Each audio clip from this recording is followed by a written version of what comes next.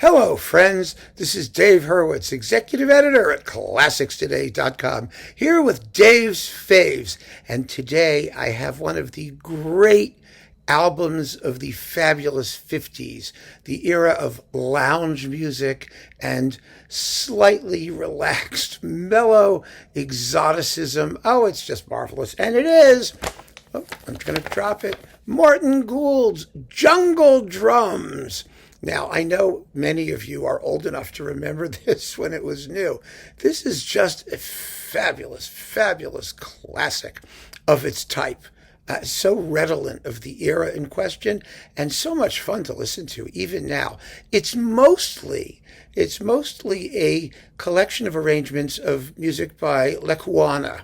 And, they're Morton Gould's arrangements. And you get, we'll tell you what's on them. And we'll take it. Well, you know what I'm going to do? I'll tell you what we're going to do. Let's read the original notes from 1957 because it includes the original notes and the original cover. That was the original cover. There it is. The jungle drums throbbing with passion and just the perfect thing to kick up your feet on your Barca lounger and have a cocktail while you're listening to it. I mean, that's what this music was. It's so marvelous. I didn't have a Barca lounger, and I don't drink, but I can sure love the music. So let's read the notes. It's only a couple paragraphs, and it's lots of fun. To put it with what may well be deceptive simplicity, the rather modest purpose of this album is to achieve a kind of stereophonic travelogue, an intention, by the way, that is announced at the outset by the tom-toms in Ernesto Lekuona's Jungle Drums. For all its seeming unpretentiousness, though, this is a rather slipperier aim than one might think. There is the fact, for instance, that except for Rapsodia Negra, which was never recorded before, none of the selections are exactly surprises or innovations. Thus, Morton Gould, the noted American composer-conductor who has distinguished himself in his serious compositions as well as in his numerous arrangements and original popular works, had to demonstrate that familiarity need not necessarily breed contempt. He accomplished this by approaching the material as if he had never heard it before, utilizing it, so to speak, as a kicking-off place from which to summon up the peculiar enchantment of the exotic and tropical. Take, for example, Hawaiian War Chant. You remember that? Oh, my God, the Hawaiian War Chant, which was a glory of the Tommy Dorsey Band in the 40s.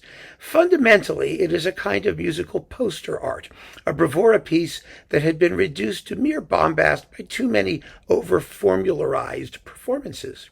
Now, under Morton Gould's revitalizing ministrations, it suddenly emerges as something arrestingly different, something with the texture of a steel guitar. It scarcely need be said that this would not have been possible prior to the advent of high-fidelity recording and reproduction, which in 1957 was rather new. The vividness of Villa-Lobos's Little Train of the Caipira, from Bachianas Brasileiras No. 2. It's the finale. A delightfully whimsical, cross-rhythmed little portrait also benefits prodigiously from the technical advances of recent years. This whole album, indeed, is as revealing of Gould's resourcefulness as it is of the various composers' creative inspiration. The celebrated ritual fire dance, for example, certainly is immeasurably enhanced by the fact that Gould chose to interpret it with a hi-fi ear, whatever that means. Swamp Fire, on the other hand, owes its effectiveness in this compendium to the fact that Gould chose, in his own words, wait a minute, I'll find out what his own words were. I have to turn the page here, it's stuck. To make the flames spread. This is swamp fire, not swamp gas. Let's be clear. As a result, a fairly modest little number becomes a virtuoso razzle-dazzle performance. In the case of his own Tropical, however, he was content merely to emphasize its airy lyrical beauty. With Duke Ellington's Caravan, on still another hand, he adopted a highly stylized approach in order to heighten the fantasy and imagery. Obviously, the common denominator of the 15 performances in Jungle Drums is percussive. Every selection, whether it be sprightly, stately, or swirling, is underlined by strong rhythmic accents, but the percussion in this album, which ranges from a Harlem resident's interpretation of an alien land in Caravan to Faya's evocation of the primitive in the ritual fire dance, from the hush potpourri by Lackawanna to Mr. Gould's own diffident Tropical, is neither effete nor intellectualized, unlike the drumming in modern jazz. Some people might have something to say about that in 1957. Basically, indeed, it betrays nothing more complicated than an urge to provide an irresistible beat, and that, after all, is the way the drums were meant to be played, and that, too, is why Jungle Drums seems so uncontrived and singularly appropriate a title for the album.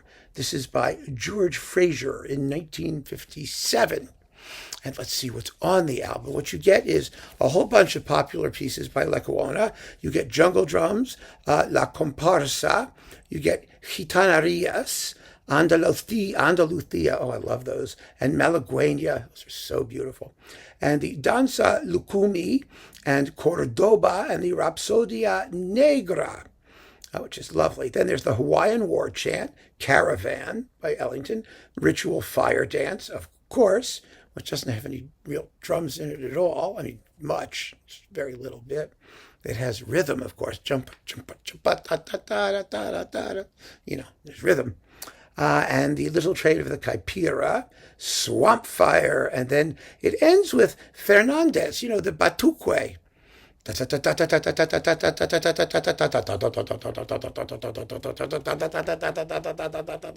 on all of those Latin American collections. You know, Bernstein recorded it, all kinds of people did it. So that's Jungle Drums.